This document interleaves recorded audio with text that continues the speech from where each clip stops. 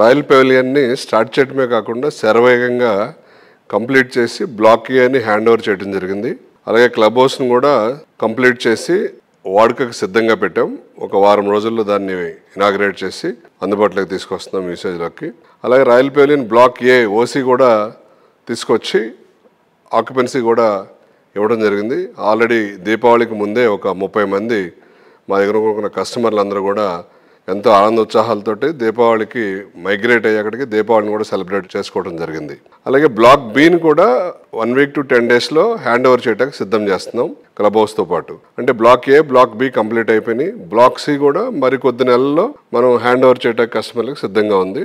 ఈ royal pavilion block ABC సంబంధించి మనం శరవేగంగా కంప్లీట్ చేసి అనుకున్న దానికన్నా ఒక 2-3 నెలలు ముందుగానే కస్టమర్లకి అందుబాటులోకి తీసుకురాగలిగాం. ఇది చాలా సంతోషకరమైన విషయం. So sir block ABC complete అయ్యాయి అంటున్నారు. సో కొత్త బ్లాక్స్ గురించి చెప్తారా?